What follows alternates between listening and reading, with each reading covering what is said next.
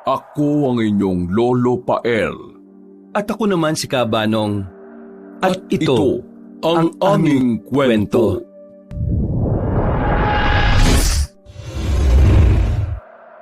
Ang baryo ng San Pablo ay isang lugar na tila ba nakalimutan ng panahon. Tahimik dito at may malalawak na palayan. Ang hangin ay sariwa at naglipa na ang mga niyog sa kung saan-saan. Napatingin sa mga ito ang bagong saltang 3 tao na nagpapanggap na isang pamilya. Tinawag nila ang sarili na pamilya Karimlan dahil sa meron silang madilim na lihim.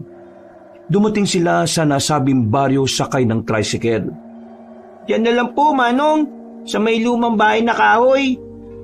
Napatingin ang nagmamaneho ng tricycle kay Romuel na mukhang 13 anyos lang pero ang totoo ay mas matanda pa siya sa inaasahan.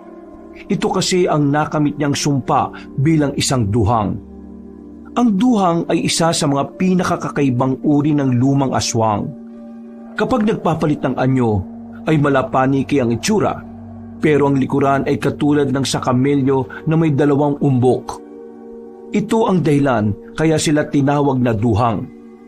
Ang angka nila ay galing sa natural na aswang na isinumpa ng isang babaylan nung unang panahon. Ginagamit ng mga duhang ang 2 umbok sa kanilang likuran para itago roon ang kanilang biktima. Pero meron kasi yung maliit pero parang elastikong butas na kayang magpasok ng isang tao. Kapag naiwan sa likuran nila ang biktima nang bumalik sila sa pagiging normal na tao, magmumukha silang buntis kahit pa na lalaki. Ang 2 niya namang kasamang magkapatid na si Leia ay babaeng 30 anyos at Salong, lalaking 35 anyos. Parehong aswang din na nagpapanggap na mga magulang ni Romuel. Mga natural na aswang lang sila na sabik sa sariwang karne at dugo ng tao. Mga sunod-sunuran lang sa utos ni Romuel. Huwag po kayong mag-alala, Manong. Diyan po talaga kami titira. Di ba po, Nay? Tay? Oo. Diyan mo na lang kami sa gilid, di ba ba? Napakibit na lang ng balikat ang tricycle driver saka huminto sa isang gilid.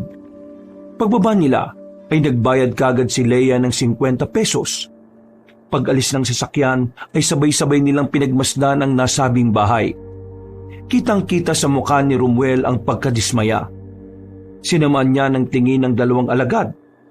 Kahit kailan talaga, ang papalpak niyong kumilos. Pinuno, saktong-sakto lang po kasi yan sa pera natin eh. Huwag po kayong mag-alala dahil napag-usapan naman namin ng kapatid ko na pagagandahin natin ang lugar na yan. Siguraduhin niyo lang, ha? Opo, Pinuno. Gagawin nating paraiso ang lumang bahay na yan. Sige, naniniwala na ako. Tara na sa loob, mga peke kong magulang, nanay at tatay. Katulad ng usapan nila, sa loob lang ng higit 2 linggo ay napaganda nga nila ang lumang bahay. Marami-rami na rin silang nakilala sa baryo ng San Pablo at inakala nga ng ibang tao na isa silang masayang mag-anak. Subalit, lingid sa mga tao ay dito na magsisimula ang kalbaryo sa kanilang lugar. Sumapit na ang pasukan. Nag-enroll si Romuel sa pampublikong paaralan ng baryo katulad ng isang normal na batang lalaki. Maayos ang uniforme niya. Dala ang peking school records at palangiti sa lahat. Dahil sa makinis niyang muka at balat, ay mabilis siyang naging sentro ng atensyon ng mga kaklase. Isa sa mga kaklase niya ay ang dalagitang si Ades, na 15 taong gulang na. Uy, bagong estudyante ka, di ba? Anong pangalan mo? Romuel, kayo po. Makapo ka naman. Hindi naman nagkakalayo ang edad natin eh. Ilang taon ka na ba? 15. Ikaw ba? 13. Mas matanda ka nga sa akin eh. Pero wag mo na akong puin. Siya nga pala, tawagin mo na lang akong Ades. Sige, at hindi na ako magpupo sa'yo. Total, parang makidad lang naman tayo eh. Pero bagay sa'yo yung pangalan mo, ha? Paano mo nasabing bagay? Matapang kasi ang aura mo eh. Kaya bagay na bagay sa'yo yung pangalan mo. Sus, hindi ako basta nagtitiwala sa mga ganyang pangiti-ngiti mo. Bakit naman? Minsan kasi ang ngiti na yan, lalo na yung mga matatamis na ngiti ang ginagamit ng mga naninira. Sigurado kang 15 ka lang? Para ka kasing tatay ko kung magsalita eh. Ganito kasi ako pinalaki ng tatay ko eh. Ngayon lang talaga ako nakikihalubilo sa mga kaedad ko. Dati kasi ay yung tatay kong sundalo lang ang palagi kong kasama. Tsaka yung mga katrabaho niya. Kaya ganito ako makipag-usap. Ah, kaya pala. Ang galing naman. Gusto ko tuloy makilala ang tatay mo. Gusto ko rin kasing magsundalo pagdating ng araw eh. Sige, kapag nagpunta siya rito. O kaya minsan, isasama ko kayo sa bahay para makilala niyo si tatay. Naudlot ang pag-uusap nila dahil dumating na ang guro. Pag-upo ni Romuel sa isang gilid ay pasimple pero matalim niyang minatyagan si Ades. Tila kasi may kakaiba siyang kutob sa dalagita. Kailangan ko mag-ingat sa kanya. Mukhang na-train siya ng gusto ng tatay niyang sundalo eh. Nagsimula na ang klase at umakto na ngang normal si Romuel katulad ng tipikal na estudyante. Nakihalubilo siya sa mga kaklase at nakisa kahit ang totoo ay minamatyagan niya lang ang mga yon para mapili kung sino ang pwedeng mabiktima. Pagsapit ng recess, nang nasa kantin sila at kumakain, nilapitan siya ni Ades at seryosong pinagmasdan. Sa unang pagkakataon ay nakaramdam ang duhang ng pagkailang sa isang tao. Napaisip na naman tuloy siya habang nakatingin pa rin sa kanya ang dalagita. Nakakainis naman to kung makatingin. Kung wala lang kami dito sa maraming tao, kanina ko pa to pinatay eh. Bakit parang bumubulong-bulong ka dyan ha, Romuel? Ha? Wala. Bakit ka nakatingin? May problema ba sa mukha ko? Wala, may tanong lang ako. Ha? Ano yun? Bakit pa na yan tingin mo sa akin kanina nung nasa klase tayo? Bakit ko naman gagawin yun? Kunwari ka pa. Akala mo siguro hindi ko mapapansin yun, no? May gusto ka na ba sa akin kagad? Wala ah. Kapag ginawa mo ulit yun, babatuhin na talaga kita ng ballpen. Gets mo? Oo na. Ngumiti lang ang dalagita at nakipag-apiran sa kanya bago umalis. Nang mawala na yun sa paningin niya, ay nakagat niya ang labi at nakuyom ang mga kamao dahil sa galit. Hindi niya tuloy na malaya na nagdudugo na pala ang labi niya sa sobrang pagkainis. Sinisimulan ako ng batang yun ah. Maghintay-hintay ka lang, Ades. Magpakasaya ka muna ngayong bata ka. Nagsimula na nga siyang kumain ng pananghalian at ilang saglit lang din ay bumalik na siya sa silid-aralan. Mabilis na lumipas ang oras. Pagkatapos ng klase ay naglakad na si Ades pa uwi. Sa pinakakanto ay naghiwa-hiwalay na sila ng mga kaklaseng sina Jamal at Mia. Pero bago siya makarating sa kanilang bahay ay hinarang siya ni Romuel. Bulaga! Akala mo naman magugulat ako sa'yo. Nakita na kita kanina. Hindi lang kita pinansin dahil kausap ko sila Jamal at Mia. Napaka-observant mo talaga eh, no? Tinuro rin ba yan sa'yo ng tatay mong sundalo? Oo, maraming tinuro sa akin ng tatay Rodrigo ko. Nakakaingit ka naman. Sana ganyan din ang tatay ko. Kaso, batugan yung tatay ko eh. Malaki lang ang katawan pero walang ginagawa yun sa bahay. Paano kayo nakakakain kung walang ginagawa sa buhay ang tatay mo? Hindi ko rin alam. Ayaw ko nang pag-usapan o alamin pa yun. Ay, siya nga pala. Gusto mo bang pumunta sa bahay namin minsan? Pasensya na, hindi ako basta pumupunta sa kung saan-saan eh. Isa yun sa turo ng tatay ko. Huwag daw akong sasama sa mga estranghero. Hindi naman ako estranghero eh. Kaklase mo kaya ako. Pero hindi pa naman kita ganun kakilala eh. Sa bagay. Pero kapag naisipan mo sabihin mo lang sa akin. May mga bagong video games kaming dala ng nanay Leia ko. Yung mula sa syudad. Pwede mo rin isama sina Jamal at Mia kung gusto mo. O kaya, yung iba pa nating classmates. Sige, titignan ko. Hindi naman ako mahilig sa video game. Pero baka yung mga kaklase natin, oo. Mauna na ako sa'yo Mag-aalas 5:30 na eh. Magagalit ang tatay Rodrigo ko kapag inabot ako ng alas 6 sa labas. Sige, mag-ingat ka. Pag-alis ni Ades ay saka dumating si Leia na kanina pa nagtatago sa isang sulok. Pagkakita sa kanya ni Romuel ay bigla yung sumeryoso ng pagmumuka.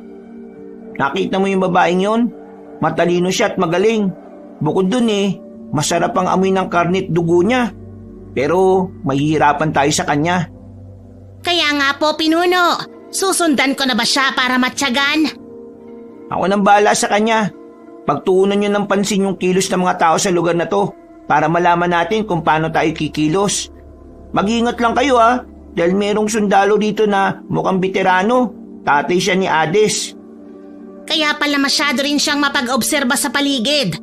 Napansin ko nga siya kanina na patingin-tingin sa kinaroroonan ko. Kaya pinigilan ko talagang huminga at gumalaw. Sige na at bumalik ka na sa bahay at sabihin mo sa kapatid mo yung nangyari dito. Magkita na lang tayo mamaya. Susundan ko muna si Hades para alamin ko kung anong ginagawa niya sa bahay nila. Sige po, Pinuno. Mag-iingat ka. Nagiwalay na nga kagad sila ng landas. Nang dumilim na ang paligid ay ginamit na kagad ni Romuel ang pangamoy upang matunton ang bahay ni Hades. Nang malanghap na niya ang mabangong samyo ng dugo ng dalagita, ay mabilis siyang kumilos at tinungo ang bahay nito. Naabutan niya yon nakausap na si Mang Rodrigo. Isang sundalo na matagal nang retired pero halatang batak na batak pa rin sa pag-iensayo dahil sa hubog ng katawan.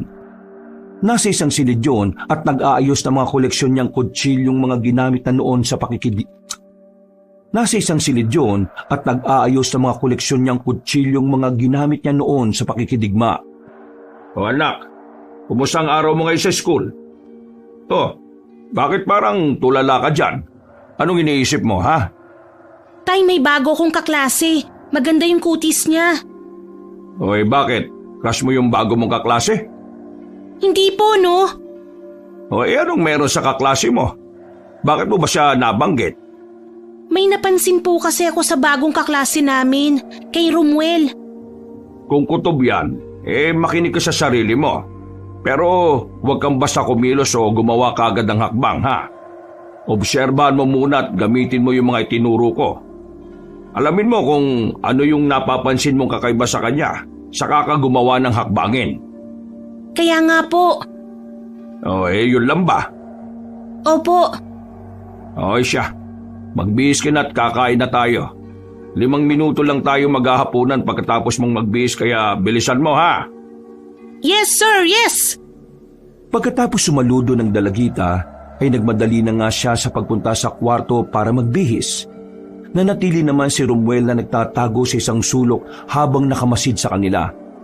Pero sa gulat niya ay biglang lumingon sa gawin niya si Mang Rodrigo. Mabuti na lang ay mabilis siyang nakababa sa puno at nakatakbo palayo. Nang masigurong ligtas na siya, ay huminto siya sa gilid ng puno at sumandal saka nagpahinga. Mukhang mahihirapan kami sa lugar na ito Pero mas nakakasabi kapag ganitong lugar ang mapupuntahan. Magiging magandang laban to. Tingnan natin kung sino magwawagi sa uli. Dali-dali na siyang bumalik sa kanilang bahay kung saan naabutan niya ang magkapatid na aswang na nakahilata na naman. Ang sasarap talaga ng buhay ng mga aliporis ko Pinuno, katatapos lang naming magmatsyag ngayong maghapon at may napili na kami ng kapatid ko kung sino ang pwede nating unahin. Nasasabik na rin ako sa karne ng tao't dugo Halos mag-iisang buwan na rin tayong puro daga kinakain.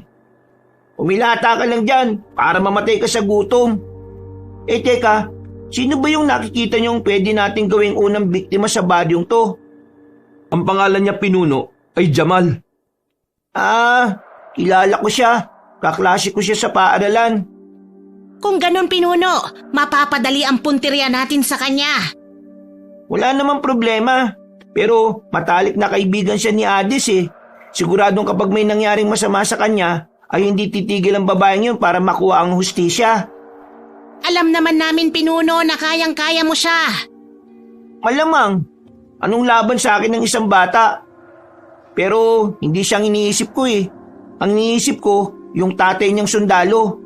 Galing ako ron at nakita ko kung gaano kaalisto yung taong yun. Kaya binabalaan ko rin kayo na mag-iingat simula ngayon Opo, masusunod, Pinuno. Siya nga po pala. Tuloy ba yung planong pagpatay sa Jamal na yon? Gawin niyo lang ang gusto niyo. Pero katulad ng sinasabi ko, mas maging maingat kayo dahil itong San Pablo kaiba sa mga napuntahan na natin. Tama po, Pinuno. Siguradong magugulat ang mga tao kapag nalaman nila kung sino talaga ang pamilyang Maharlika. Napailing na lang si Romuel at pagkalaon ay nagtungo na sa kanyang silid para magpahinga. Nag-isip naman sina Leia at Salong ng plano kung paano masisilo si Jamal. Sabado ng umaga, eksaktong nagdiriwang ng kapistahan sa San Pablo. Ang sentro ng baryo ay puno ng banderitas at kung ano-anong palamuti, pati mga tindero at tindera ng kung ano-anong paninda. Halos ang lahat ng kabataan ay nasa plaza. Isa na roon si Jamal, ang pinakamatalik na kaibigan ni Ades. Mula sa hindi kalayuan ay nakamatsyag lang sina Leia at Salong sa mga kabataan at pinakikinggan ng usapan. Nasama na nga sa talakayan ang patungkol sa pag-iimbita ni Romuel sa bahay. Halatang gustong-gusto ni Jamal na magpunta roon, pero kitang-kita naman ang pagpigil ni Ades sa kanya. Nasabi nga sa akin na may handaan nga raw mamayang gabi kina Romuel. Pero bakit ka pupunta ron, Jamal? Wala ka bang napapansin sa mga taong yun? Sa pamilya Karimlan? Bukod sa parang hindi sila naliligo, may iba talaga akong kutob eh. Kaya please lang, wag mo nang ituloy ang binabalak mo. Sa iba na lang tayo pumunta, yung mas safe at mas masarap ang pagkain. Alam kong gusto mong makapaglaro sa video game na sinasabi niya, pero para pa rin siyang estranghero para sa akin eh. Wala akong tiwala sa pamilya niya, lalo na sa kanya. Magpunta na lang tayo mamaya sa bahay nila Mia. Mag-videoke tayo ron. Malungkot na lang na sumang-ayon si Jamal kahit ang totoo ay gustong-gusto niya talagang magpunta sa bahay ni Romuel para makapaglaro ng sinasabing video game. Sa kanilang lugar kasi ay bihira ang taong nagkakaroon ng ganon. Kumbaga mayaman o may kaya na lang sa buhay. Naghiwalay muna ng landas ang magkaibigan para maligo samantalang nakaantabay pa rin si Romuel sa bawat kilos ni Ades. Sina Leia naman at Salong ang palihim na nagmamanman kay Jamal. Nang makumpirma nilang magpupunta sa bahay nila ang target ay umuwi na kagad silang tatlo at naghanda. Siniguro nilang magiging malinis ang una nilang gagawin na pambibiktima. Mabilis na lumipas ang oras. Palihim lang nagtungo si Jamal sa bahay ni Romuel at ayon pa sa kanya, wala siyang ibang pinagsabihan dahil alam niyang magagalit si Ades. Medyo may pagkasilahis kasi si Jamal. Kahit na lalaking-lalaki ang kanyang mukha, ay malambot naman siya kung kumilos. Ito ang dahilan kaya una siyang tinarget ng pamilya Karimlan. Pagpasok ng batang silahis, ay gumanap na nga silang tatlo bilang isang pamilya. Nay! Tay! Nandito na po yung bisita ko. Si Jamal po, yung kaklase ko. Siya po yung tinuturing kong best friend sa loob ng klase. Pasok, Jamal, anak. Maupo ka at ipaghahanda ko kayo ng masarap na pagkain. Buksan mo na muna yung video game, anak, Romuel. Opo, Nay. Ay, teka po. Nasaan po si tatay? Nasa likod ng bahay at naghahanda sa pagkain natin. Ah, ganun po ba? Nakakagutom tuloy. Natatakam na kaagad ako eh. Ako nga rin eh. Sige na at magpakaabala na muna kayo dyan ng kaklase mo, anak.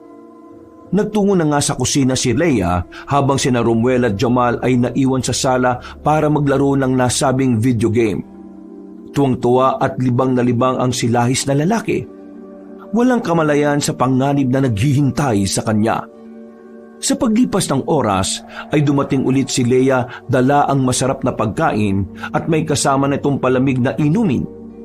Nagpasalamat nga ang bata sa kanila at kumain na habang nagpapatuloy sa paglalaro. Maya-maya pa, nang makaramdam na ng kabusugan ay tumigil sila saglit dahil nagbanyo na rin muna si Jamal. Mula naman sa kusina ay napapangiting pinagmasdan ng duhang na si Leia na tuwang-tuwa rin. Alam kasi nilang magiging matagumpay ang plano ngayong araw. Pagbalik ng batang lalaking si Lahis, ay tinabihan siya ni Romuel at inakbayan. Pinga na muna tayo saglit, best friend ko. Magkwentuhan muna tayo. Ngumiti si Jamal at nakipag-apiran sa kanya. Masayang-masaya talaga ang pakiramdam niyon dahil sa unang pagkakataon ay nakapaglaro siya ng video game. Ang akala niya kasi ay hindi na niya magagawa yon. May kwento ako sa iyo, Jamal. Tungkol sa batang hindi na tumanda. Alam mo kung bakit? Napakunot ng noo si Jamal at seryosong napatingin sa kaibigan sabay tanong ng bakit.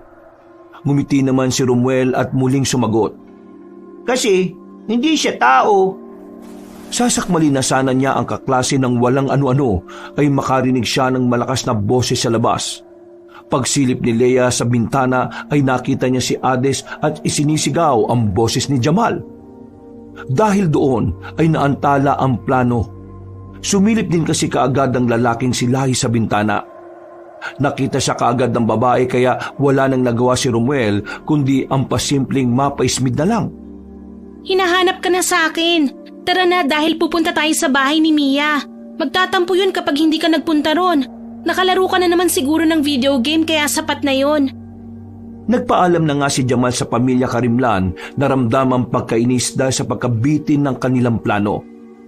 Nang nasa pintuan na ay sumalubong kagad sa kanya ang dalagita at hinila siya palabas ng bakuran.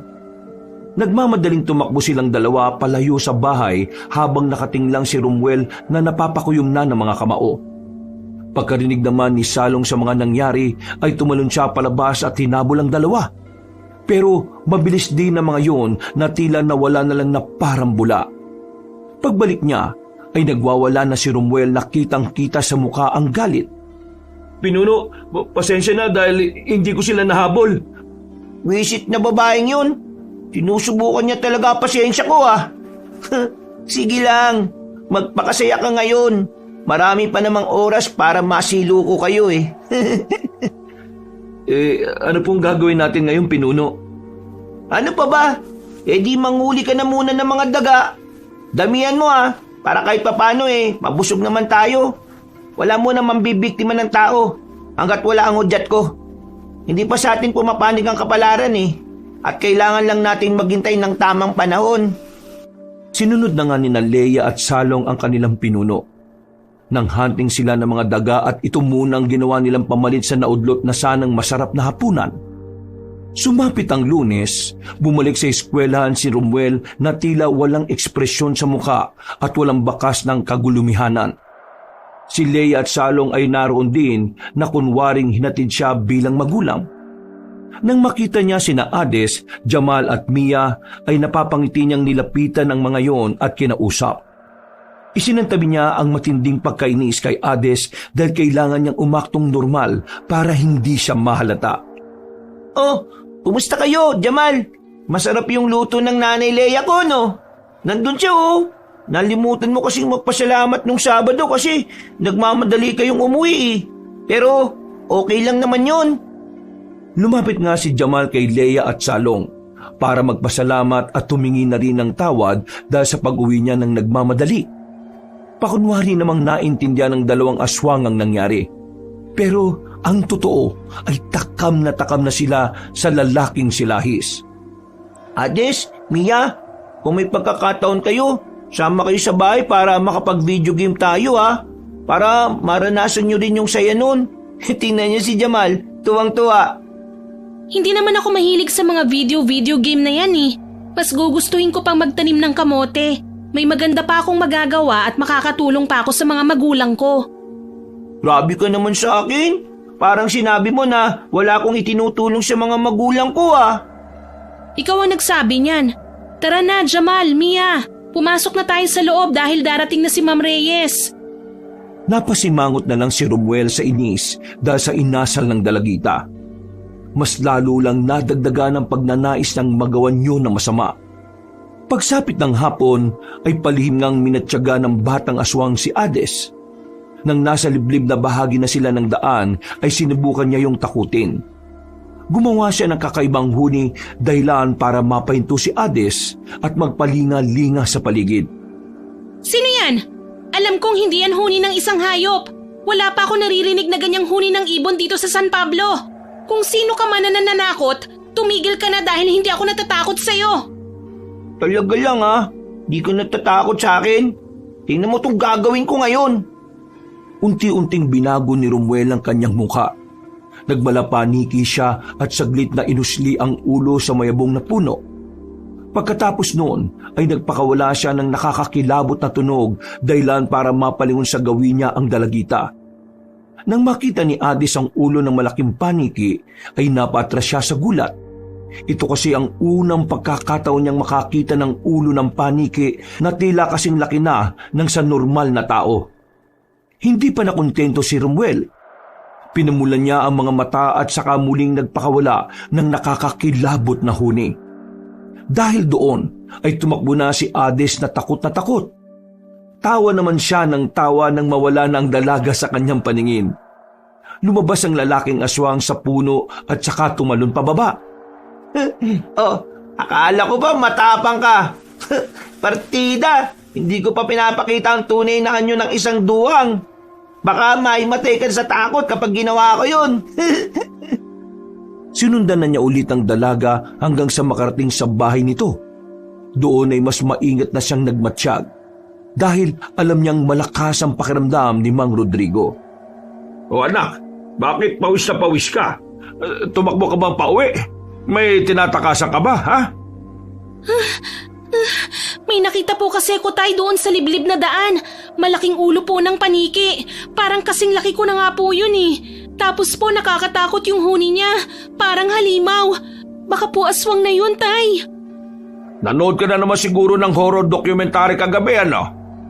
Po? Sabi ko naman sa iyo, anak, iwasan mo muna ang panonood ng ganyan. Dahil nakaka-apekto sa imahinasyon mo yan eh. Mag-focus ka muna sa pag-aaral at sa training natin. Opo. Pagpasok ni Adis sa kwarto ay napangiti lang si Romuel habang patuloy na nagmamasid. At sa ikalawang pagkakataon ay nagulat siya nang muling lumingon sa gawin niya si Mang Rodrigo. Umalis na kagad siya sa lugar na yon at bumalik sa kanilang tirahan. Pagdating niya ay wala siyang naabutan sa loob ng bahay. Nagpunta siya sa pinakailalim kung saan ay tumambad sa kanyang paningin ang mga imbak nilang pagkain. Mga patay na daga na pinagpipiesta na nina Leia at Salong ang iba. Nang makita siya ng magkapatid, ay tumigil ang mga iyon sa pagkain at tumarap sa kanya na puno ng dugo ang mga bibig. Makinig kayong mabuti. Dahil matagal-tagal na rin tayong hindi nakakatikim ng sariwang karne at dugo ng tao. Ito lang ang unang pagkakataon na mangyayari ito ng ganito katagal. Kaya naman Leia, Salong, papayagan ko kayo ngayong gabi na mambiktima ng isang tao. Pero hindi rito sa San Pablo Doon kayo manguha ng mga batang kakainin natin. Doon sa kabilang baryo. Bumalik kayo dito bago mag-alas 3 ng madaling araw. Kitang-kita ang tuwa sa mukha ng magkapatid na aswang. Napaismid naman si Romuel habang pinagmamasdan ng dalawa na parang mga tanga. Oh, bakit nakatanga pa kayo dito? Bilis na, kilos na! Masusunod po, pinuno. Handa na po kami, pinuno.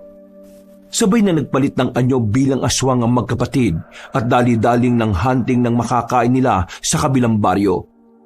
Wala pang alas 3 ng madaling araw ay nakabalik na ang magkapatid na aswang.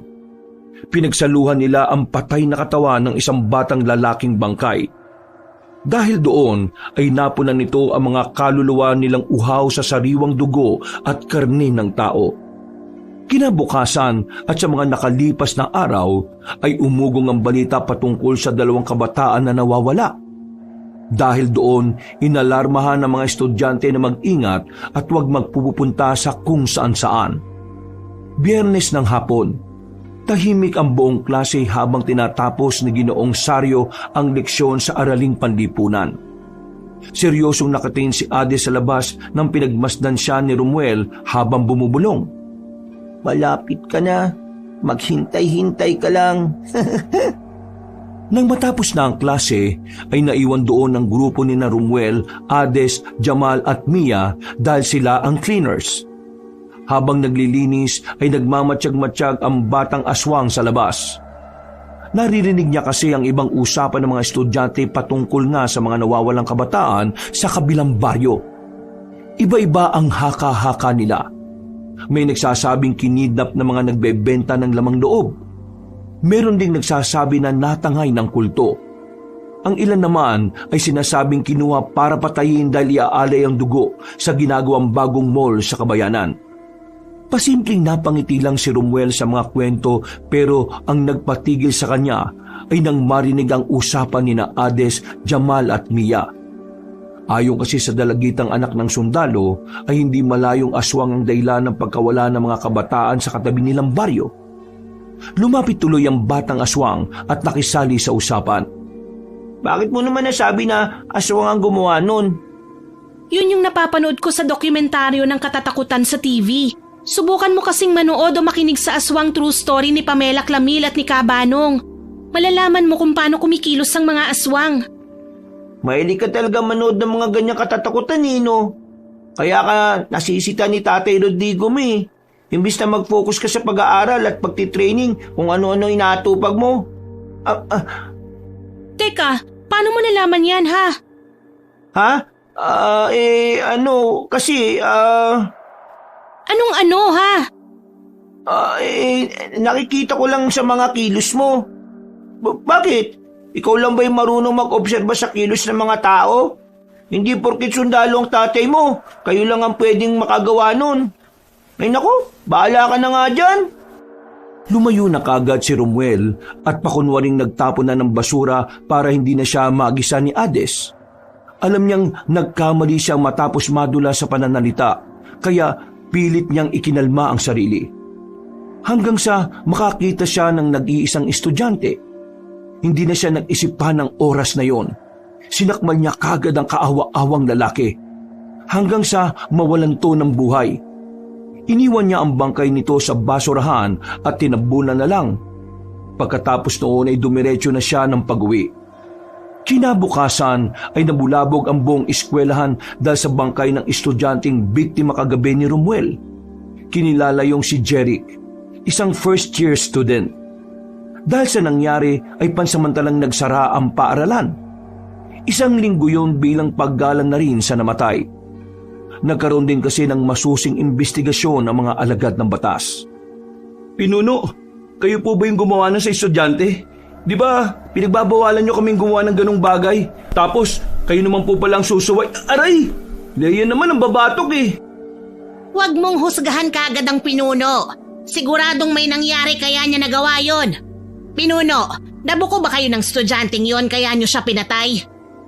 Manahimik na nga muna kayong dalawa. Dito lang kayo at walang lalabas ha. Saan po kayo pupunta? Sa tingin mo, Leia, saan ako pupunta pag ganitong oras? Di ba kay Hades? Sorry po, pinuno. Inirapan lang ni Romuel ang mga tauhan at pagkatapos ay umalis na siya. Pagdating niya sa bahay ni Hades ay pumwesto kagad siya sa paboritong puno at doon nagmatsyag.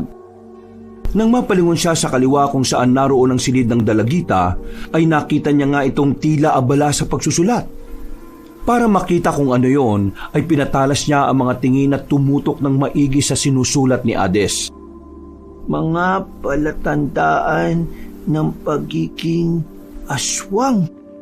Hindi na niya natuloy ang pagbabasa dahil mula sa kanyang bahagi ay meron siyang naaninag na isang bagay. Nang lingunin niya yon ay naggulat na siya dahil may malaking bato na papunta sa kinaroroonan niya. Pagtingin pa niya sa hindi kalayuan ay nakita niya na si Tatay Rodrigo pala ang may gawa nun. Madali niyang iniwasan ang bato at nakapagkubli sa mayabong na puno pero nanatili pa rin ang Ginoo sa tapat nito. Kung sino ka mang damuho ka, lumabas ka dyan! Magpakilala ka! Ilang beses na kitang napapansin na nagmamatsyag sa amin Sino ka ba? Kapag hindi ka bumaba dyan sa puno papuputok kita ng baril ka! Umismid lang si Romuel pero ang totoo ay medyo kinabahan din talaga siya. Pero hindi niya pinakinggan ang sinabi ng sundalo. Luminga-linga lang siya sa iba pang puno at umisip kung paano matatakasan ng gusot na nilusutan niya. Maya-maya pa ay lumabas na rin si Hades at narinig niya ang boses ng nasabing babae. Ano pong meron, Tay? Pumasok ka na muna sa loob ng bahay. May tao dun sa puno at nagmamasid sa atin Ilang beses ko nang napapansin yun Sige na, pumasok ka na ron. At huwag kang lalabas hanggat hindi ko sinasabi, ha? Opo. Wala! Hindi ka ba talaga lalabas dyan? Wala nang mapagpilian si Romuel kundi ang tumalon palayo at mag-anyong duhang. Mabuti na lang din ay hindi na siya nakita ng sundalo pero ramdam niya na sumusunod ito kaya mas binilisan pa niya ang pagtakbo hanggang sa makarating siya sa liblib na daan. Nakampante na siya dahil di na niya naramdaman ang presensya ni Mang Rodrigo. Dali-dali siyang naganyong tao at saka bumalik sa kanilang bahay. Dahil sa nangyaring yon, ay nagpalamig na nga rin muna ang pamilya Karimlan. Umakto muna ulit sila na isang masayang pamilya para makaiwas sa pagkabuko ng kanilang totoong katauhan. Isang gabi, sa unang pagkakataon, habang natutulog si Romuel ay dinalo siya ng kakatuwang panaginip. Nalaman ng araw ni Ades ang totoong pagkatao niya bilang isang duhang. Kaya habang nasa paaralan sila, ay siniguro niyang hindi na mabubuhay pa ang dalagita. Nagpambuno sila hanggang sa biglang inihagis ni Romuel si Ades sa dingding. Umalulong siya at mula sa kanyang likuran ay unti-unting umusli ang dalawang bukol. Tumubo ito at gumalaw na parang merong laman sa loob. Ang likod niya ay parang may buhay. Anong klaseng nilalang ka? Isa akong duwang! Duhang? Oo, ilang siglo na akong ganito. Sa anyo ng isang batang 13 anyos. Kaya kung inakala mo na mapapatay mo ako ng basta-basta, nagkakamali ka dahil marami na akong karanasan sa buhay kung paano makaligtas. Wala akong paki kahit sino ka pa. Papatayin kita! Hinugot ni Ades ang kutsilong binigay ng kanyang ama mula sa medyas. Tumalo naman si Romuel papunta sa dalaga, pero mabilis siyang nakaiwas. Tumama ang duhang sa mesa at nagkabasag-basag ang mga gamit. Dahil doon ay narinig ng ibang estudyante ang ingay kaya pumasok sila sa silid. Na-corner nila ang duhang at sabay-sabay na sinabuyan ng gasolina at inapuyan. Napahiyaw si Romuel sa sobrang pagkabigla kaya napabalikwas siya ng bangon. Sa unang pagkakataon sa tanang buhay niya ay doon lang siya nakaramdam ng takot bilang isang aswang. Anong nangyari, Pinuno? Bakit po kayo sumigaw? Hindi na niya nasagot ang dalawang alagad dahil tumayo siya at uminom ng tubig. Pagkatapos noon ay lumabas siya ng bahay bilang isang sinaunang aswang na duhang at nambiktima na naman sa ibang baryo. Inilagay niya sa umbok na likod ang batang biktima at dinala pa uwi kung saan pinalantak niya kina Leia at Salong na tuwang-tuwa dahil sa kanyang pasalubong. Pinuno, wag po kayong magagalit sa tanong ko, ha? Ano po ba yung napanaginipan nyo kanina? Napansin ko po kasi na parang namumutla kayo pagkagising nyo. Anong namumutla, ha? Sinasabi mo bang natatakot ako? Ang pinuno mo na isang maalamat na aswang na kung tawagin ay duwang? Eh, hindi naman po sa ganon. Patawad po. Pero ano nga po ang napanaginipan niyo, Pinuno? Si Ades, sa panaginip ko, naglaban kami. Tapos, na-corner ako at sinunog nila ako ng buhay. Naku, ganun ba, Pinuno? Masamang pangitain po yan. Kaya dapat talaga tapusin na natin ang babaeng yon. Tama po ang kapatid ko, Pinuno. Wala na tayong dapat aksayahing oras. Malamang pinakita sa iyo ng panaginip kung ano ang posibleng mangyari kapag hinayaan natin siya ngayong mabuhay. Tama po si Salong, Pinuno. Doon dati sa pinanggalingan naming nayon, bago ka namin makilala, merong babaylan na nagsabi sa akin na kapag ang panaginip o bangungot ay para mong nararamdaman na totoo, ibig sabihin ay totoong mangyayari yon. Pinuno, nung sinusulog ka po ba sa panaginip nyo, naramdaman nyo yung mainit na pagkapaso ng apoy? Oo, ramdam na ramdam ko na para akong nilulukob ng kumukulong apoy ng impyerno. Sobrang sakit nun at sobrang hirap. Ang ibig sabihin lang po nun ay totoong mangyayari yun sa inyo, Pinuno. Ibig sabihin ba, mapapatay ako ng isang batang babae lang? Hindi ko po sinasabi ang ganon, pero wag niyo pong isawalang bahala ang pangitaing panaginip ninyo, Pinuno. Kapag hindi natin naagapan yan, mangyayari po talaga yan. Ano ngayon ang suwisyon niyo magkapatid sa akin? Dapat, gawan na natin ang paraan para mapatay ang babaeng si Ades. Wala na po tayong dapat aksaying oras, Pinuno. Katulad ng sinabi nyo kanina, hindi pwedeng mapatay lang kayo ng isang batang babae. Kahit ako, hindi ko po matatanggap yun eh. Tama po si Salong, Pinuno. Sabihan nyo lang po kami at kikilos kagad kami ng kapatid ko. Kukunin namin ang babaeng yon at pahihirapan kung yun po ang nais ninyo. Hindi ang katulad lang niya ang tatapos sa aming pinuno dahil nasaksihan naming magkapatid ang bangis ng isang duhang. Hindi kayo pwedeng mamatay sa kamay ng isang walang kwentang tao. Maraming salamat sa mga sinabi nyo. Pero hindi ako naniniwala sa ganyang pangitain eh. Tama kayo, Leia at Salong. Hindi ako mamamatay sa kamay ng isang hamak na batang babae na wala namang karanasan sa pakikipagsagupa sa mga katulad natin. Kung papayagan ko yung mangyari, magiging kayaya ako sa angka namin. Hindi ako nabuhay ng matagal para lang paslangin ng isang paslit. Ako si Romuel, ang isa sa sinaunang lahi ng mga duwang, at ipapakita ko sa baryo ng San Pablo ang aking bagsik. Dahil sa sinabing niyang yon, ay tila nabuhayan na naman ang dalawang magkapatid na aswang. Leia, Salong, mga tapat kong alagad, maganda kayo dahil nalalapit na ang paghahasik natin ng matindi sa baryong ito. Sinisiguro ko na walang makakaligtas sa gagawin ko at lahat ay babaluti ng matinding takot. Umalulong ang magkapatid habang nagpapalit ng anyo bilang aswang. Umalingaw-ngaw yon sa buong baryo dahilan para magkahula ng mga aso sa iba't ibang panig ng lugar. Ilang araw na pinagplanuhan ni na Romuel, Leia at Salong ang gagawin hanggang sa dumating na nga ang tamang oras. Sinamantala nilang walang kasama sa bahay si Hades dahil kailangang umalis ni Mang Rodrigo. Sumapit ang hating gabi sa buong baryo. Walang katao-tao sa kalsada at kahit ang mga kuliglig ay tila nananahimik. Sa ilalim ng madilim na ulap ay marahang lumapag ang pamilya Karimlan sa palibot ng bakuran. Handa na ba kayo? Opo, Pinuno. Handang-handa na, Pinuno. At tulad na napag-usapan natin maghintay na lang kayo dito sa kakawayan at ako nang bahala sa babaeng yun. Ano mang makikita niyong papalapit sa lugar na to? Kung sa tingin niyo'y hadlang tapusin niyo na kagad. Pagkatango ng dalawa ay dali-daling lumundag si Romuel papunta sa bubungan at gumapang sa kisame para makapasok sa loob ng bahay. Kung tutuusin, ay kaya naman niyang salakayin kaagad ang dalaga, pero mas pinili niyang tila sorpresahin ito at takutin pa muna. Pero hindi niya inakala na siya pala ang masosorpresa. Lingid sa kanyang kaalaman ay naghihintay lang ang dalagita at tila nabasa na ang ganitong pagkakataon. Simula kasi nung gabi na nagmatsyag si Romuel at nabuko ni Mang Rodrigo ay mas lalo nitong pinalakas ang seguridad ng kanilang bahay.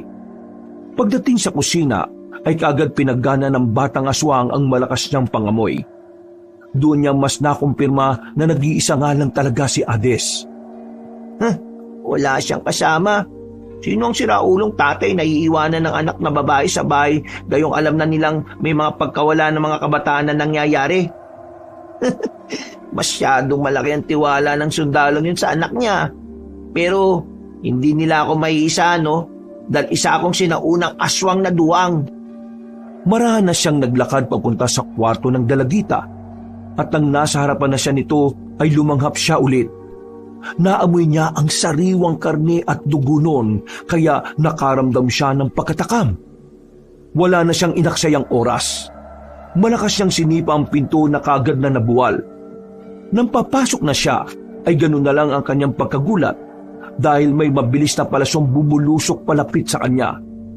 Nakaiwas si Ruel pero tumama na sa braso niya ang nasabing patibong. Isa itong patalim na yari sa pinagsamang kahoy at bakal. May kasama ring pinigaang bawang sa pinakatalim. Naramdaman kagad ng batang aswang ang epekto ng patalim kaya dali-dali niyang hinigit at binali saka itinapon sa lupa. Naisahan ako ng hayop na yun Napaangil siya na narinig nila Leia at Salong na nasa bakuran. Subalit hindi naman nila masaklolohan ng kanilang pinuno dahil meron silang hindi maaasahang kasagupa. Ang tatay ni Hades na si Mang Rodrigo at ang kapwa nito retiradong sundalo na si Mang Etredud. Nasaan kang ginayupak ang babae ka? Mabilis na nagpalit ng anyo si Romuel bilang isang duhang. Maputlang balat na tila balat ng paniki.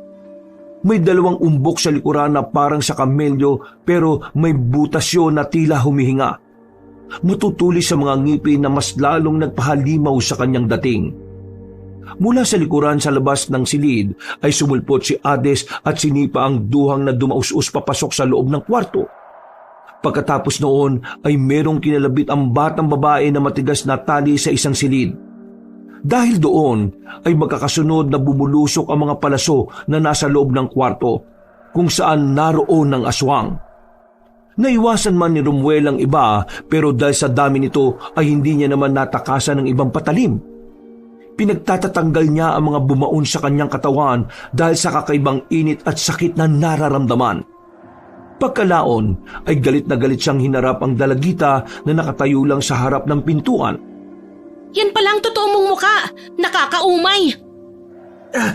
Papanong? Hindi mo ba natatandaan na sinabi ko sa'yo na sundalo si Tatay Rodrigo? Kahit retiro na siya, hindi siya tumitigil sa pagsasanay. Kaya simula nang nalaman niya na ikaw yung nagmamatsyag sa amin, nagplano na siya at kasama ako sa pagpaplanong yon. Paano nadaya ang amoy mo? Kung eksperto ang mga aswang pagdating sa pang-amoy, eksperto naman ang tatay ko sa pagbabalat kayo dahil isa siyang spy. Wala kang takas ngayon, aswang ka. Sinasabi ko na nga ba may masama kang balak noon pa, lalo na sa kaibigan kong si Jamal. Mabuti na lang talaga at naagapan ko siyang puntahan sa inyo. Leia! Salong! Pumunta kayo rito! Makinig kang mabuti sa labas. Malamang sa mga oras na ito ay nilulupog na ng tatay at tiyo ko ang mga magulang mo. Doon na nga narinig ni Romuel ang mga ingay sa labas. Pinaganapan niya ang lakas ng pakiramdam hanggang sa marinig niya ang pag-angil ni Leia at Salong. Base sa mga naririnig niya, ay tila nahihirapan sa pagsagupa ang mga alagad niyang aswang, kaya naalarma siya dahil dito. Dahil doon ay galit niyang hinarap ang dalagita. Sumugod si Romuel na sugatan na dahil sa mga palaso. Inilabas naman ni Hades ang improvised na pana na may asintang kutsilyo sa dulo. Hindi ang isang katulad mo makakapatay sa akin! Tignan natin! Tikman mo to! Tinamaan na naman ang balikat ni Romuel kaya bumaliktad siya sa ere at nagpagulong-gulong pabalik sa loob ng kwarto. Pero mabilis din siyang tumayo dahil naramdaman niya ang pag-atake ng babae. Kinuha niya ang nasirang pinto at hinagi sa dalagita na niyukuran ito at nagtago sa isang silid. Papatayin kita! Ah! Hinagisan siya ni Hades ng pasabog. Pumutok yon pero nagawang maipansalag ni Romuel ang kama dahilan para hindi siya masyadong maapektuhan ng pagsabog. Ilang saglit pa nga ay nabuwal ang bubungan at mula roon ay sumulpot sina Leia at Salong na nasa anyo na ngang pagiging aswang. Sugatan din ang mga yon katulad ni Romuel. Pero nagulat ang magkapatid nang makita nilang maraming tama ang kanilang pinuno. Pinuno, umalis na po tayo rito! Isa tong patibong! Ah! Tatlong magkakasunod na putok ng barilang tumama kay Salong. Tumilapon siya at nahulog sa bintana dahilan para mapasigaw si Leia. Ilang saglit pa ay dumating na nga rin sa loob si Mang Rodrigo at Mang Etretud. May hawak na bigating barilang dalawang retiradong sundalo. Hindi na kayo makakalis dito mga aswang! Papatayin kita sa ginawa mo sa kapatid ko! Mga hayop kayo! Kayo mga hayop! Humanda kayo! Magpapaputok na sana si Mang Etretud ng baril pero sinunggaban siya ni Romuel at walang awang sinakmal sa leeg. Hindi niya tinigilan ang nasabing sundalo hanggang sa mawalan niyo ng buhay. Napahintulang din siya nang atakihin naman siya ni Hades. Nilubayan niya ang patay na sundalo at umatras habang humihingal. Sa dami na kasi ng sugat niya ay nahihirapan na siyang kumilos. Ramdam na rin kasi ang pananakit at epekto ng mga pangontra sa kanyang katawan. Si Leia naman ay umatake kay Mang Rodrigo, pero pinaulanan siya ng Ginoo gamit ang kutsilyong punyal na may ukit ng mga sinaunang dasal. Walang karapatang mabuhay ang mga katulad niyong walang awang pumapatay ng mga inosenteng tao! Kayo ng anak mo ang mamamatay! Nanghina ang babaeng aswang nang itarak ni Mang Rodrigo ang punyal sa tagiliran niya. Nakita ito ni Romuel kaya nagtago siya sa dilim at nagmasid. Naging alerto ang dalagita dahil doon. Kahit magtago ka pa sa dilim, makikita at makikita pa rin kita. Susundan ko lang ang mga dugo mong pumapatak.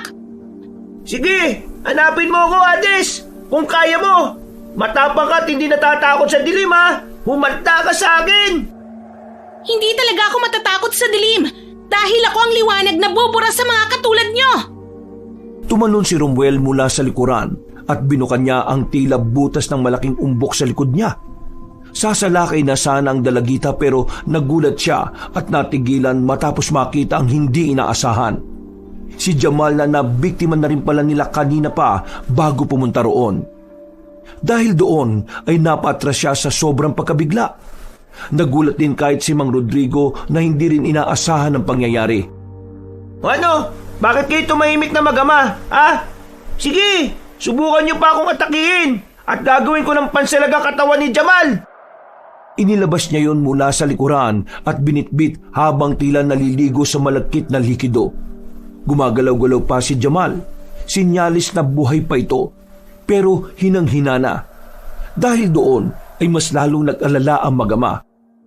Walang iya ka! Bakit mo siya dinadamay dito? Napakasama mo! Tanga ba kayong magtatay? Ha? Natural na idadamay ko siya. Lahat ng mga inosyenteng tao dito sa San Pablo idadamay ko. Humalakhak ng humalakhak si Romuel habang ang mag-ama naman ay nag-iisip kung paano sila lulusob. Sa tuwing aamba kasi sila ay palaging inaharang ng duhang ang lupaypay na katawan ni Jamal. Hanggang sa makita nga ni Adis na tila iginagalaw ng silahis na lalaki ang kaliwang kamay. Sumisenyas yun ng okay lang kahit na hirap hanggang sa tuluyang mawala ng buhay. Dahil doon ay di na nagdalawang isip pa si Ades. Kumuha siya ng sulo at sinugod si Romuel, pero hindi yun tumama. Nabitiwan lang ng duhang ang katawan ni Jamal kaya sinamantala naman ito ni Mang Rodrigo. Pinuntirya ng ginoong sundalo ang umbok sa likod ng duhang. Hinagisan niya yon ng paliyab na kaagad na sunog. Mga walang iya kayo! Galit na galit niyang inatake si Mang Rodrigo pero hindi siya makapag-concentrate dahil nagliliyab ang kanyang likuran. Sinamantala na mag-ama ang pagkakataong yon at sabay nilang itinarak ang isang punyal sa magkabilang dibdib ng aswang. Dahil doon ay nagsimulang mabaluktot ang katawan ni Romuel. Unti-unti na ring natutunaw ang balat.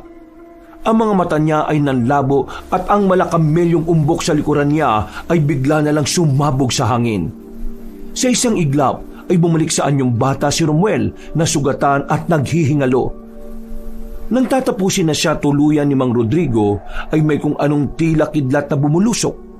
Sa bilis ng mga pangyayari ay hindi nila namalayan kung ano yon.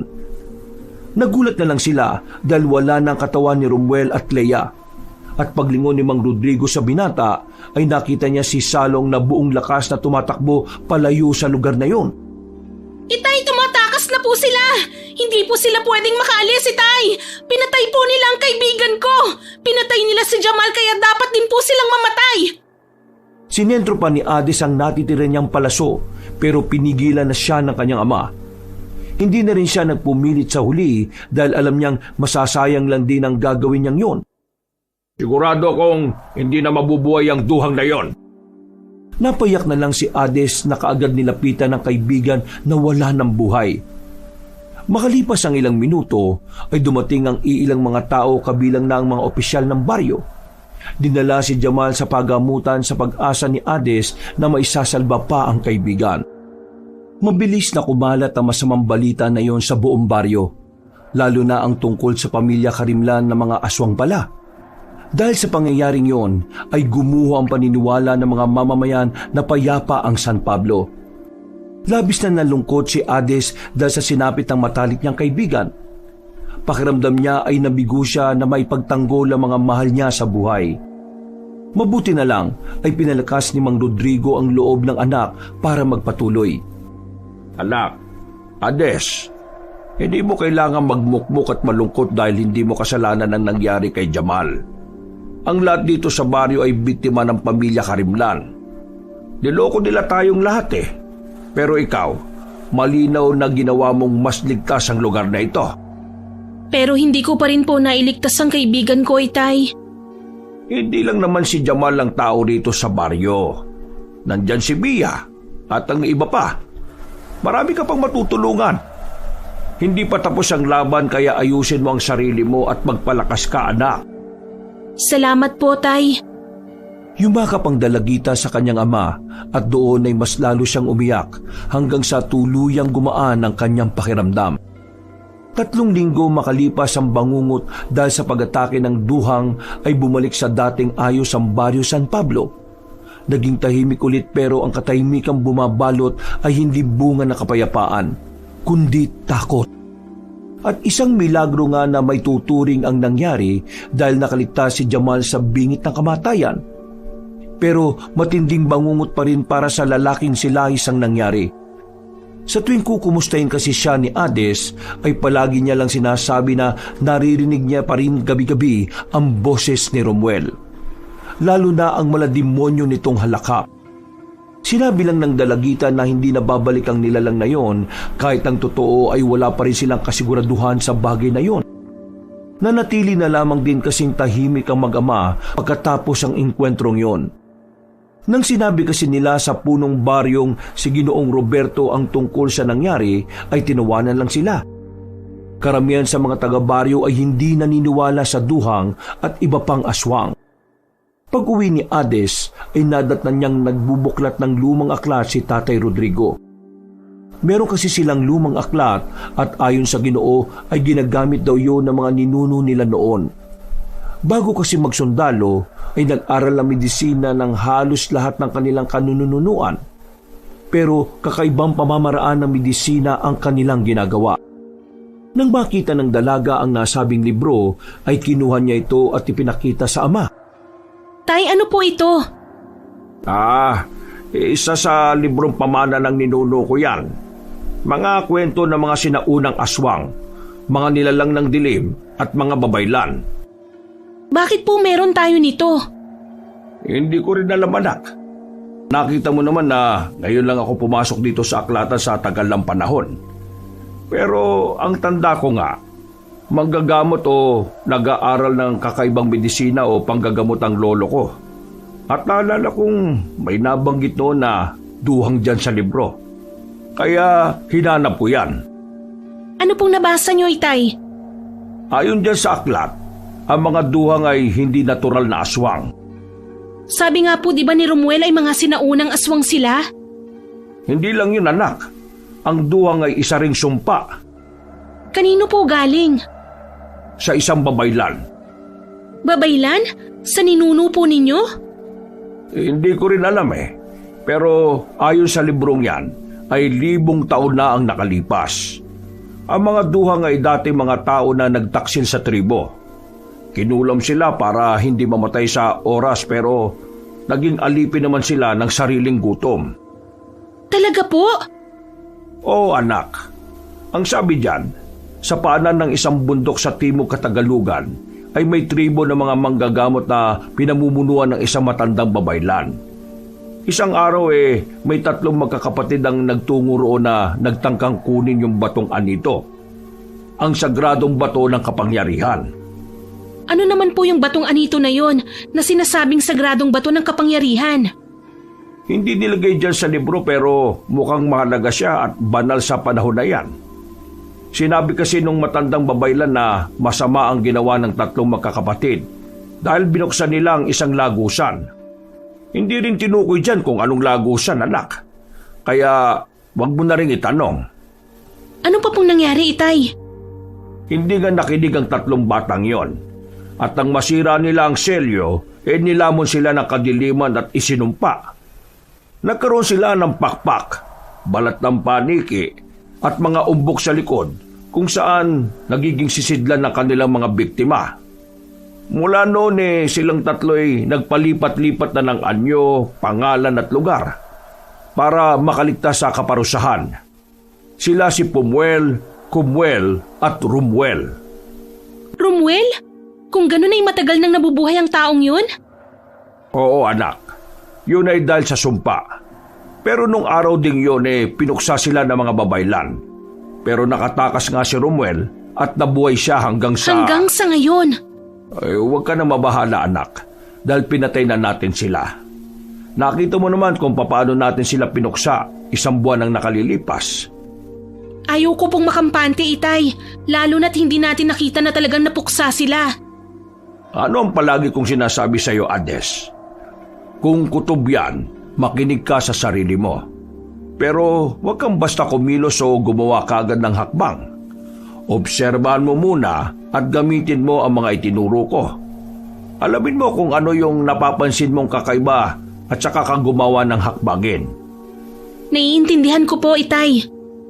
Oh, huwag ka nang matakot dahil kung sakaling buhay sila kapag sumalakay sila ulit, ay sisiguraduhin na nating mamamatay sila. Nakikita mo to? Ano po yan? Nandyan mismo sa libro at ayon mismo sa nakasulat dyan, ang agimat na butong may inukit na araw at mata na to ay isang mabisang pangontra. Ito ang tinatawag na mga sinaunang babaylan na huling selyo na tinatawag ding bakas ng araw. Habang patuloy na nag-uusap ang mag-ama, 500 metro ang layo ay merong nakamasid sa kanila. Si Romuel kasama si Salong. Simula nang gumaling sila, ay palagi na palang nagmamasid ang dalawa sa bawat kilos ng mga taga-baryo ng San Pablo, lalo na sa mag-amang Rodrigo at Ades. Pero kumpara noon ay hindi nakaaya-aya ang dating ng kanilang mga itsura. Kitang-kita ang sunog na balat ni Romuel habang si Salong naman ay kita rin ng ilang peklat sa katawan. Hindi naman pinalad na mabuhay si Leia dahil isa lang siyang normal na aswang na napuruhan sa pangontra ng kalaban. Pinuno, narinig mo po ang usapan nila. Ano na pong plano natin? Nagkataon lang din ba to? Dahil nasa kanila ang isa sa matagal mo nang hinahanap na selyo para wasakin. Nasa kanila pala yung bakas ng araw eh. Mas lalo akong nagkaroon ng dahilan para patayin yung mag-amang yan. Kapag nakuha ko yung selyo ng bakas na araw, tudurugin ko yun ng pinong-pino at babalik ako sa Lagusan para bumalik yung nawalang anyo sa akin. Pero mapanganib po ang gagawin nyo, lalo na hindi pa pulido ang kagalingan natin pareho. Hindi ako naging pinuno para magpakaduwag, no? Ngayon ay sinisiguro ka ng magtatagumpay tayo, lalo na't lagi natin silang minamatsagan. Wala silang kamalay-malay na nasa paligid lang tayo, nagmamasid at naghihintay. Ngayon, Salong, hindi kita pipigilan kung gusto mo akong iwan. Umalis ka na at huwag ka na magpapakita sa akin. Dahil kapag nag-cruise ang landas natin, hindi ako mangingiming patayin ka. Pinuno naman, huwag mong sabihin yan dahil sasamahan ko po kayo hanggang dulo, hanggang kamatayan. Kung ganun, maganda ka na sa huling pagsalakay natin. Pero, Pinuno, sigurado na po ba talaga tayong dalawa lang ang susugod? Salong, nasa katawan lang ako ng bata, pero hindi ako bata ako mag-isip. Sa palagay mo, ganun ba ako katanga para sumalakay ng ganito ang lagay natin? Magmadali ka na at may pupuntaan tayo. Umalis na nga kagad sila sa lugar na yon at nagpunta sila sa hilagang gubat kung tawagin noon ni Romuel. Sa bukana pa lang ay ramdam na ang kakaiba at madilim na puwersang bumabalot doon. Tumayo lang ang sunog na batang aswang at tumindig sa malayo. Si Salong naman ay nagtaka lang habang pinagmamasdan ng kanyang pinuno. Tuuran na nasa hilagang kagubatan! Nagbabalik ako! Si Romuel, ang nag-iisang lahi ng duwang na natitira! Natatandaan niyo pa ba kung paano ko kayo sinagip sa mga taong tumutugi sa inyo noon? Nangako kayo sa akin noon na sa oras na mangailangan ako ng tulong, maasahan ko kayo. Ngayon na ang oras na yun! Umihip ang hangin pahilaga at sa isang iglap sa katahimikan ng gabi ay unti-unting may nagpakita sa dilim. Isang uri ng aswang na kung tawagin ay tuuran.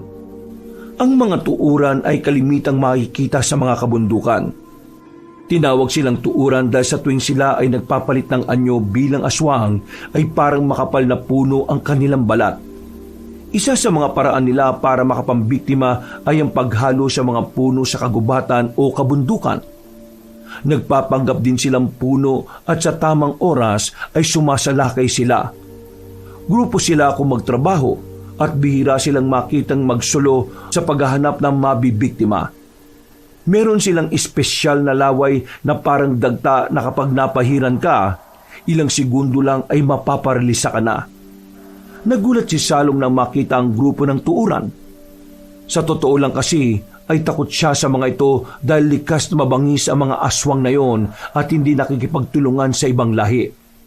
Nagbalik ka nga, Romuel. Ikaw na nga marahil ang tinutukoy ni Pinonong Bolono noon.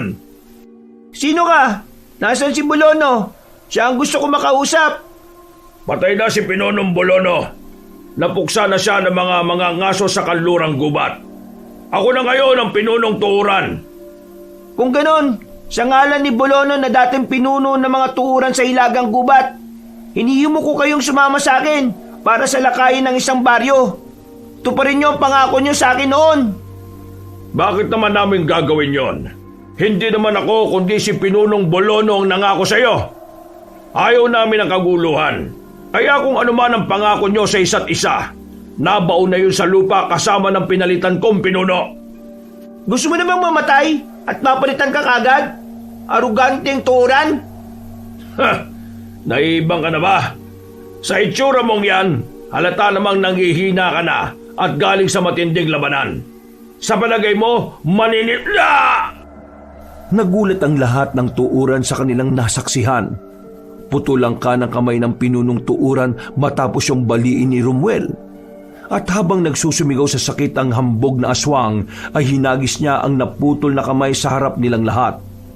Makinig kayong mabuti mga tuuran sa Hilagang Kagubatan. Ang sino mang sasama sa akin sa pagsalakay ay sigurado makakatikim ng gantimpala at kapangyarihan kapag nakuha ko ng selyo ng bakas ng araw. Kapag nabuksan ko ng lagusan, pagkakalooban ko kayo ng kapangyarihang ninanais ninyo. Pero kung magmamatigas kayo, at tulad ng pinuno niyong hambog, hindi kami magdadalawang isip ng tapat kong alagad na ubusin kayong lahat hanggang sa mawala ng matira sa lahi ninyo. Dahil sa takot ay tumayo ang pinunong tuuran at napasang-ayon. Kaya naman sumunod na ang iba pa. Napangiti si Romuel pati si Salong ay nakipagkasundo na sila ulit sa pamamagitan ng palitan ng dugo ng aswang. Nang matapos na ang kasunduan ay wala na silang inaksayang oras. Nung gabi ding yun ay sinalakay nila ang baryo ng San Pablo. Nasa open basketball court ang mga mamamayan at masayang nanunood ng basketball. Habang abala ang lahat, walang ano-ano ay may isang lasing na sumigaw at takot na takot. Nakakita raw siya ng aswang na pinagtatawanan naman ng lahat. Pinangunahan pa ni Ginoong Robert ang pangungutya dahil nandun din siya at nanunood. Natigil ang laro dahil tumalamsik ang bola at gumulong sa madilim na bahagi ng damuhan. Tumakbo ang referee doon para kunin ang bola pero sa halip na bola ang bumalik ay ulo na mismo ang gumulong sa gitna ng palaruan. Nang makita yun ng mga tao ay nasindak ang lahat at nagkanya-kanya ng takbo. Kahit mismo ang punong baryo ay nakitakbo na rin dahil sa takot. Wala na siyang pakialam at hindi na inisip ang mga nasasakupan. Basta para sa kanya, makatakas lang doon ay sapat na. Mabuti na lang din ay nandun si Mang Rodrigo at Ades. Naroon din si Mia at Jamal na halata ang takot dahil ramdam niya at naririnig sa malayo ang sigaw ng kamatayan mula sa mga papalusob na aswang. Mga kababayan ko, magsiwi muna kayo. Madali kayo at huwag lalabas kahit ano mangyari. Habang inaalalayan ni na Ades at Mia ang matalik na kaibigan na si Jamal, ay bigla nang sumulpot sina Romuel at Salong. Tila nagulat ang mag-ama nang makita silang buhay na buhay. Ano? Parang gulat na gulat naman kayo, Tatay Rodrigo at Ades. Narito rin pala yung nalasahan kong si Jamal ah. Alain mo yun? Nabuhay ka pa pala? Mia! Umalis na kayo rito ni Jamal at magtungo kayo sa bahay. Ligtas doon laban sa aswang dahil marami nang natutunan ng tatay na pangontra.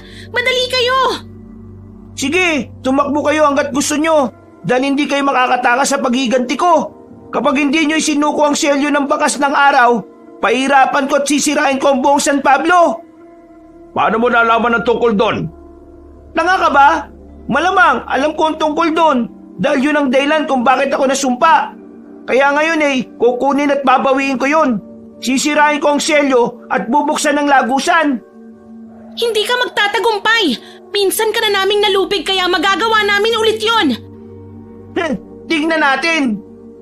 Natigilan na ang duhang nang bigla siyang paulanan ng palaso ni Mang Rodrigo. Mabuti na lang ay nailagan niya ito at mabilis na nagtago sa dilim. Mga kasama kong tuuran, ngayon na! Sugurin niyo at patayin kung sino man haharang sa inyo. Inuutusan ko kayo ngayon din. Ilang segundo matapos niyang isigaw yon, ay wala pa rin lumalabas na mga aswang na tuuran. Dahil doon ay napalingon siya kay Salong at gano'n na lang ang gulat niya dahil sugatan na yon. Ano nangyari, Salong? Nasaan na yung mga tuuran? Pinuno, inambangan nila ako at natakasan ko sila. Traidor ang pinuno ng tuuran at sinabi niyang hindi raw sila makikipagkasundo sa atin. Mga walang iya, pagkatapos ko sa lugar na to, pupulbusin ko silang lahat. Sisiguraduhin ko masusunog ang buong hilagang gubat. Pinuno, sa palagay ko po umatras na muna tayo. Nakita ko mga alagad ng batas na papunta na rito at armado ang karamihan sa kanila. Mahirapan po tayo at baka dumating pa sa punto na baka matuluyan na talaga tayo. Hindi ako alis. Tatapusin ko ang sinimulan ko rito at babalikan ko ang mga traidor na yon. Ako ang uubos sa kanila. Nakikiusap ako sa inyo, Pinuno. Kung ano man ang pinaplano ninyo, saka na natin... Naudlot na si Salong sa pagsasalita. Dalinampas na siya ni Mang Rodrigo ng bagong gamit nitong isang baston na may sibat sa dulo.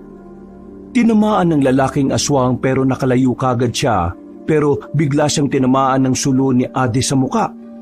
Dahil sa panibagong pangontra na natutunan nila sa libro ay biglang nag-init ang katawan ni Salong. Pagkatapos, sa isang iglap lang ay biglang nagliyab ang buo niyang katawan. Naghuhumiyaw niyang tinakasan ng kamatayan pero huli na ang lahat dahil natupok na siya ng apoy.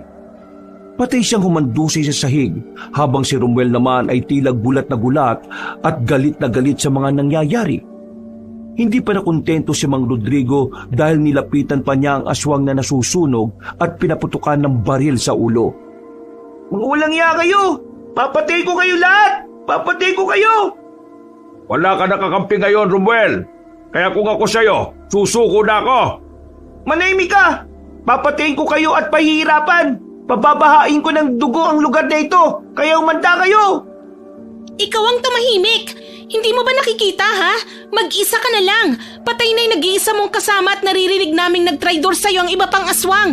Alam nilang wala silang laban kapag sumugod sila. Hindi mo ba naiisip yun?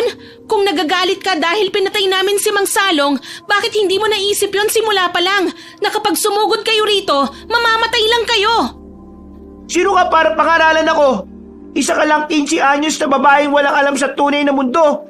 Ngayon, magbabayad kayo mag-ama at bilang ganti.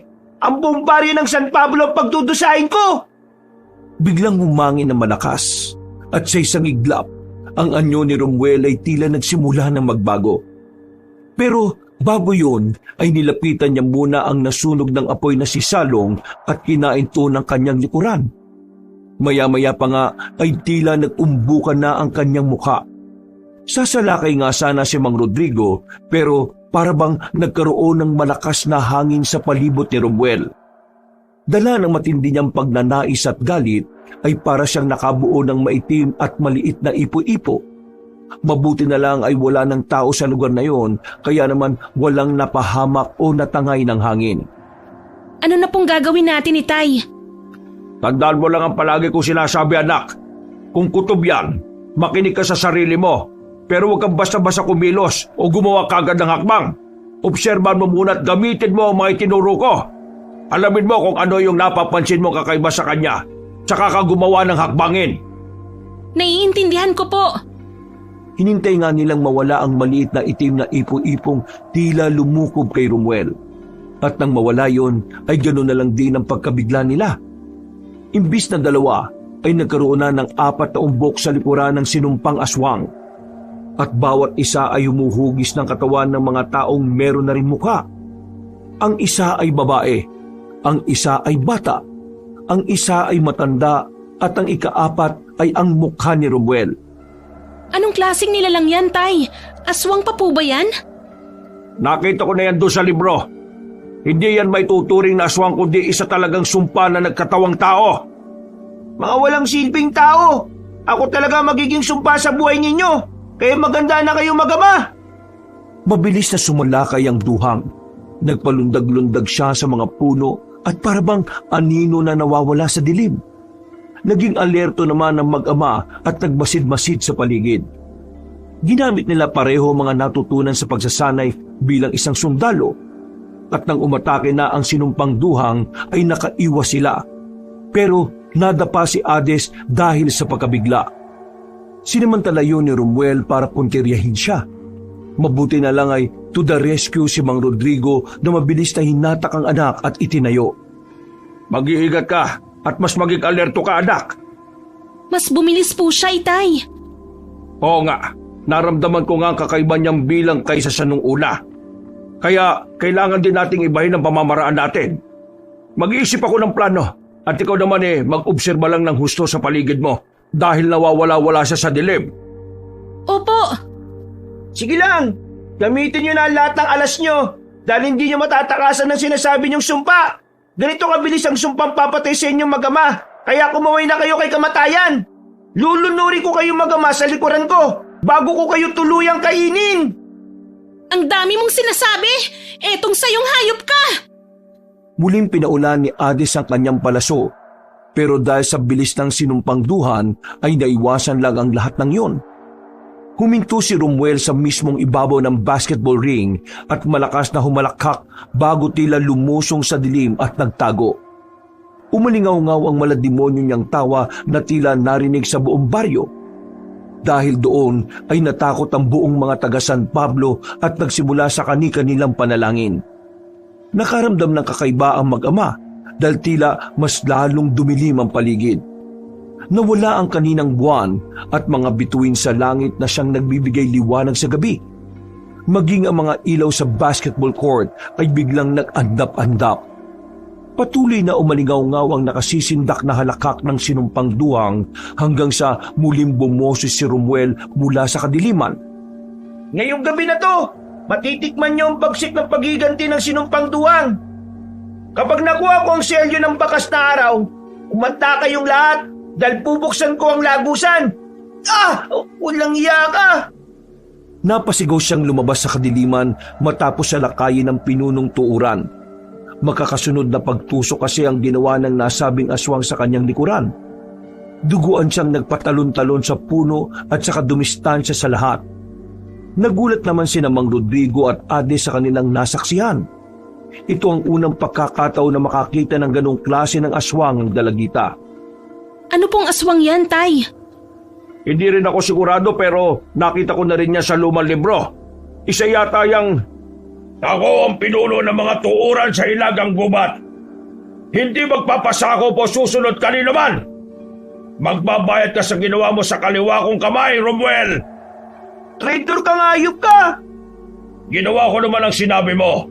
Sumunod kami sa iyo rito sa San Pablo. Pero hindi na namin obligasyon na makisama sa kabaliwan mo. Nandito ako para gantihan ka. Puputulin ko rin ang kamay mo at ilalagay ko sa Hilagang Gubat bilang tanda na nakabawi ako sa iyo. Sa ganung paraan, babalik ang tiwala sa akin ng mga nasasakubang ko. Walang iya ka talagang ambog ka. Dapat sa iyo mamatay. Ikaw ang dapat mamatay. Kayo ang dapat mamatay! Mga aswang kayo! Lumayas kayo sa baryo namin! Sabay silang nagpaula ng palaso ng kanyang ama. Maraming beses at walang tigil kaya sabay ding umiwas ang pinunong tuuran at ang sinumpang duha.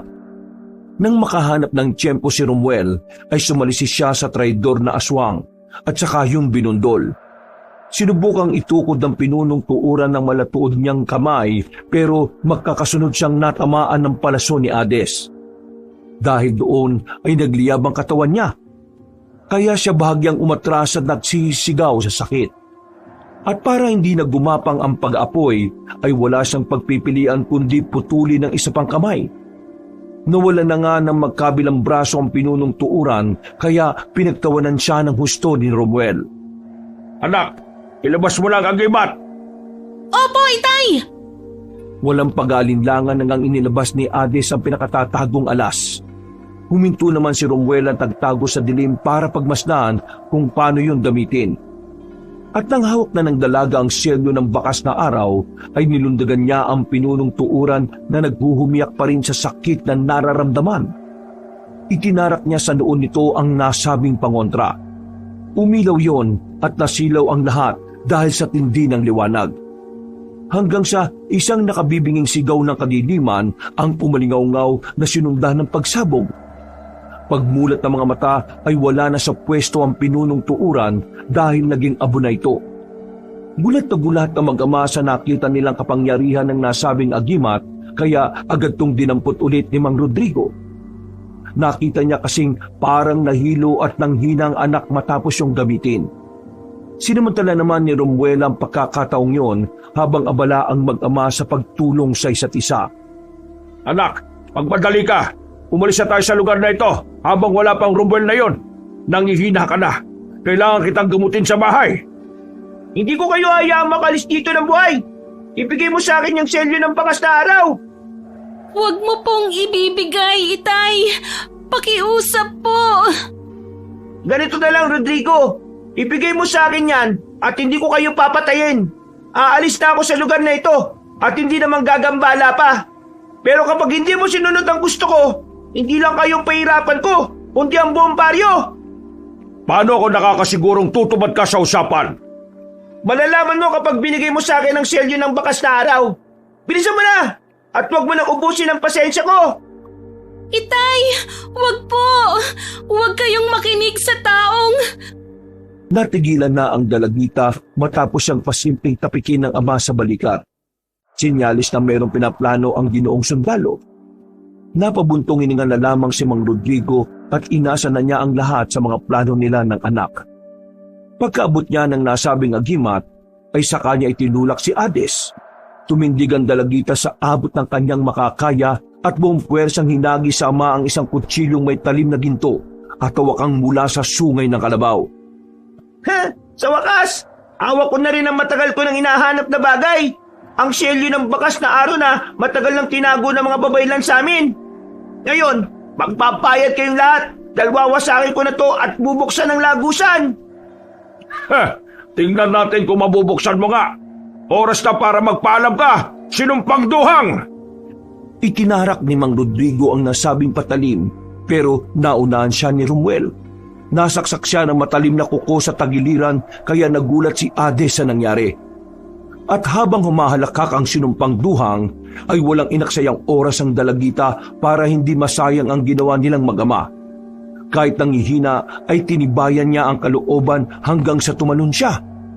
Umiwas ang duhang pero tumama ang gintong patalim sa isa sa mga umbok sa likod nito at nasunog yun na mabilis. Sumigaw si Romuel dahil sa sobrang sakit pero hindi niya pa rin binitiwan ang hawak na agimat. Sinimulan niya tong dasalan ng orasyon ng pagkasira. At habang ginagawa yon, ay tinatakasan niya si Hades na sumasalakay pa rin kahit nanghihina na. Hindi ka magtatagumpay! Kayo ang hindi magtatagumpay. Wawasakin ko ang selyo na ito at mabubuksan ko ang lagusan. Dahil hindi na kaya ng dalagita, kaya nadapa na siya at nabitiwan ng patalim. Natutuwa naman siyang pinagmasdan ni Romuel habang nagwiwika ng orasyon. Hindi ka magtatagumpay! Nakangisi lang ang sinumpang duhang na nanghihina na rin dahil sa nasusunog niyang mga umbok sa likuran. At nang matapos na ang kanyang orasyon ay may hindi inaasahang pangyayari na hindi niya inakala. Dumating si Jamal na may hawak na baril at pinaputukan siya sa mata. Doon ay nabitiwan ni Romuel ang selyo ng bakas na araw. Galit at nanghihina siyang nangapa sa lupa pero may sumunod pang putok ng baril na tumama naman sa kanyang balikat. Nagsusumigaw siya sa sakit habang nakatingin kay Jamal na natatakot habang nakatingin sa kanya. Bakit hindi kayo nauubos ng mga panira sa mga plano ko? Ah! Isa na namang putok ng baril ang pinakawala ni Jamal. Nakita yun ni Mang Rodrigo at Hades na nangihina na rin. Sinubukan nilang pigilan ng lalaking si Lais dahil delikado. Pero nahuli na sila dahil galit nang sumalakay si Romuel. At nang akala nilang mapapatay na si Jamal ng sinumpang duhang ay doon sila nagkamali. Nakarinig na lang sila ng sabay-sabay na pagpapaputok ng baril. Pagtingin nila ay nagdatingan na pala ang mga opisyal na pinatawag ng punong barangay na si Ginoong Robert. Naghuhumiyaw si Romuel sa galit pero wala na siyang lakas na lumaban. Samantala, dahan-dahang tumayo ang mag-ama at lumapit sa unti-unting nasusunog na aswang. Habang pinagmamasdan ni Romuel ang mga nakapalibot sa kanya, ay doon niya biglang naalala ang napanaginipan niya noon, na sinunog siya at pinatay sa pangunguna ni Hades. Ikaw yung nasa panaginip ko. Anong ibig mong sabihin? Ganito yung panaginip kong yun. Pinalilibutan ako ng mga tao habang unti-unting nasusunog. Nagkatotoo nga ang sabi ni Leia at Salong. Kung nakinig ka na lang sana sa kanila. Gusto ko lang naman makalaya at magkaroon ng payak na pamumuhay. Pero bakit ito'y pinagkaloob sa akin ng langit? Hindi na nila maintindihan kung ano ang sinasabi ni Romuel dahil unti-unti na pala itong nagbabalik tanaw sa nakalipas. Ang totoong dahilan nilang magkakapatid noon kaya sinuway nila ang pinagbabawal, may nakapagsabi sa kanila na kapag binuksan nila ang lagusan, anumang hiling nilang karangyaan ay mangyayari. Dahil sadlak sa kahirapan ng magkakapatid na Pumuel, Kumuel at Romuel, kaya nila nagawa yun at tumantong nga sila sa pagkasumpa. Matapos yung maalala ay nagkatitigan ng mata sa mata sina Romuel at Hades. At sing bilis ng kidlat ay parabang lumipat sa dalagita ang lahat ng nangyari sa nakalipas na buhay ng sinumpang duhang. Nagulat siya at natulala hanggang sa maramdaman na lang niya na pumapatak na ang kanyang luha. Habang tinutupok ng apoy si Romuel ay huling salita at bulong sa hangin ang ipinarating niya kay Hades. Nakita mo na ngayon ang buong katotohanan at ang mapait na kwento ng isang sinumpang duwang. Ngayon ay ikaw lang ang nakakalam ng kwentong to na babaunin mo marahil hanggang sa pagdating din ng oras mo. Paalam, Hades. Pagkatapos sa mga katagang yon, ay tuluyan nang nilamo ng apoy ang sinumpang duhang. Ayos ka lang ba, anak? Ayos lang po ako, Itay. Bakit ka umiiyak? Umiiyak po ako dahil natapos na tong lahat. Sigurado po akong tapos na to. Tama ka. Tapos na nga ang kalbaryong ito. Tuluyan ang ligtas ang Baryo San Pablo laban sa mga sinumpang duhang. Lumapit si Jamal at mahigpit na niyakap si Hades. Dumating din ang isa pa nilang kaibigan na si Mia na nakiyakap na rin at nakiiyak. Pagkatapos ng pangyayaring yon, isang buwan ulit ang lumipas ay naging normal na ulit ang takbo ng buhay ng mga taga San Pablo. Malaki na ang naging respeto ni Ginoong Robert sa paniniwala sa mga aswang at iba pang kababalaghan. Pero ang nangyaring yon ay nanatiling sikreto at pinagbabawal ng mga nakasaksi ang pagbabalita ng katotohanan sa iba. Ang pinalabas lang ng punong baryo ay may isang mamamatay taong nangursunada na napatay din naman kaagad. Iiwasan kasi nilang bigyan ng hindi magandang imahe ang baryo ng San Pablo dahil maraming nadayo sa lugar na iyon lalo na tuwing piyesta. Samantala, lumipas pa ang mga araw. Dahil nababagabag pa rin si Hades sa nalaman niyang katotohanan tungkol sa buhay ni Romuel, kaya naman naisip niyang isulat ang kwento ng buhay nito at kung paano sila nagtuos. Sabi kasi ng Tatay Rodrigo niya, ay ganun raw ang ginagawa ng mga ninuno nila noon, kaya ginaya niya kahit mahirap. Nang mabasa to ng kanyang tatay ay nagulat at napaiyak din ang Ginoo sa katotohanan ng nalaman na ang magkakapatid na Pumuel, Kumuel at Romuel ay biktima lang din pala ng mapaglarong tadhana at panahon. At dahil doon ay isang desisyon ang napag-usapan nilang mag-ama. Mula sa likod ng kanilang bahay ay nagukay sila ng abot sa 6 na talampakan ng lalim at doon nila inilibing ang isang baul na naglalaman ng mga sikreto. Kasama na rin ang selyo ng bakas na araw. Sigurado ka na ba, anak? Ililibing mo rito ang lahat ng alaala na meron ka. Opo, hindi naman po maililibing ang alaala ko dahil baon ko ito hanggang kabilang buhay. Kung may makatagpo man ang nilibing natin dyan, siguradong malalaman ng lahat ng yon sa tamang panahon. Matapos silang magngitian, ay tinakpan na nga nila ng lupa ang mga bagay na dapat ilibing at ibaon na sa limot. Dumating ang mahabang panahon at meron lang nakadiskubre ng nasabing bagay. Ginawang palamuti sa bahay ang selyo ng bakas na araw hanggang ang mapait na kwento ng buhay ni Romuel ay napapakinggan ng mga tao sa iba't ibang panig ng mundo. Wakas,